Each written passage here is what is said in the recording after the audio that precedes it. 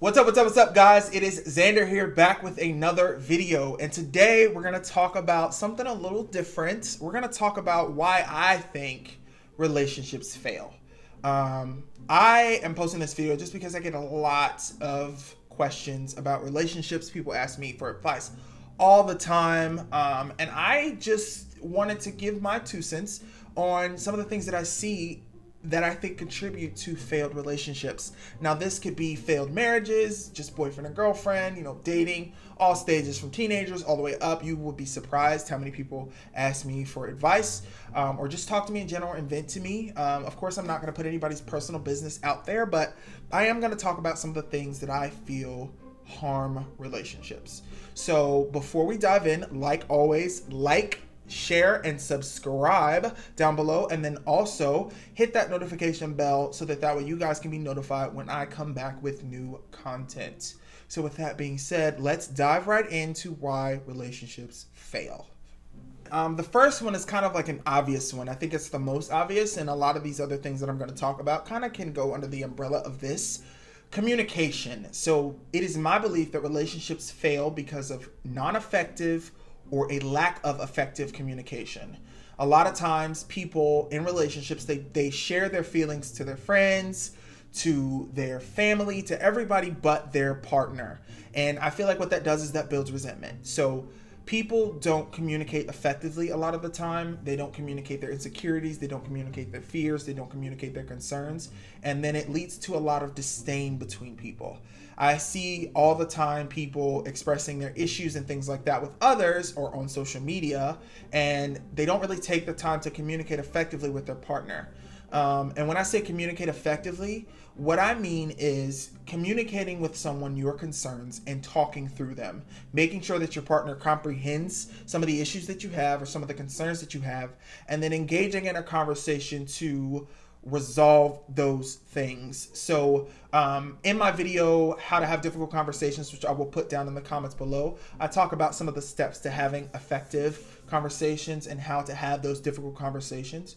Relationships happen, and difficult conversations are a part of those things. You have 2 individuals trying to go through life together, each with their own problems, with their own issues, with their own insecurities. And so difficult conversations are just naturally a part of relationships. So you have to be able to know how to have those if you want your relationship to last.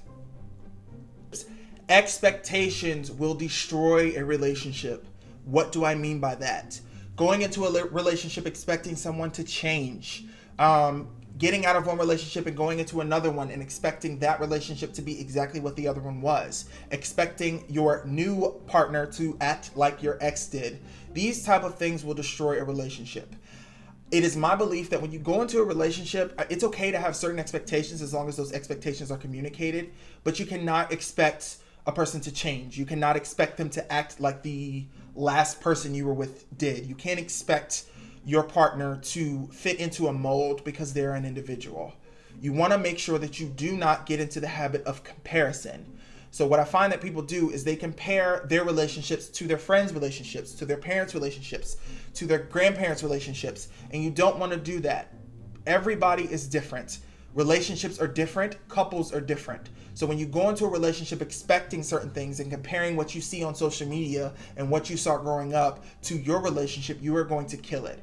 It is okay to see a relationship and think, okay, well, that's the kind of relationship that I want. But you have to realize that you are an individual and so is the person that you're with. So no 2 relationships are alike. And if you go into a relationship with expectations, you are going to be disappointed. Those will kill a relationship faster than almost anything. So make sure that when you dive into a relationship, if you are the type to have expectations, those expectations are clear and communicated, and that way you guys can compromise and kind of figure out what you both expect out of the relationship. No relationship can exist without trust. And trust is a very difficult or complex topic to talk about, obviously, because if you're in a relationship with your partner and you don't trust them, it's not going to last. It's never going to last. Now, sometimes you're in a relationship and 2 relationships are going to hurt you, so you don't trust this person. And that's a whole separate issue if you go into a relationship without trusting someone and they didn't give you a reason to, because that will destroy a relationship as well. But you have to trust your partner. The truth of the matter is you cannot sustain an effective, loving relationship if you don't trust that person. Trust is extremely important, and I don't care what anybody says. It's my belief that when trust is gone, the relationship is over.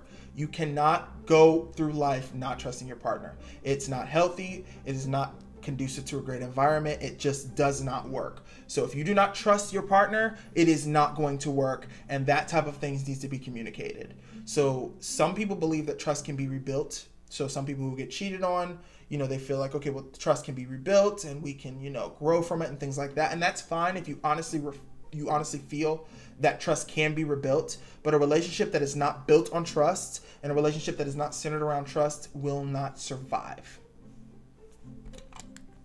Insecurities will also kill a relationship. So, we all go through heartbreaks and things like that, and sometimes that can leave us feeling insecure. Sometimes, you're in an abusive relationship, or you're in a relationship where your partner made you feel insecure, and you carry those insecurities into a new relationship. That will definitely affect the relationship that you have. So you want to make sure that if you have any type of insecurities or anything like that, it's natural, it's a part of life, but those types of insecurities need to be communicated and they need to be worked on, because you have to make sure that you are not punishing your partner for your insecurities. A lack of self-awareness. So a relationship is all about compromise. It's all about two people coming together and agreeing on whatever terms they agree to when they're in their relationship and going through life together. So you have to be self-aware. You have to make sure that you know yourself. And a lot of the stuff that I see when it comes to people in relationships is they go into one relationship, it doesn't work out, and then they immediately hop into another one. And so they find their identity in whoever their partner is at that time.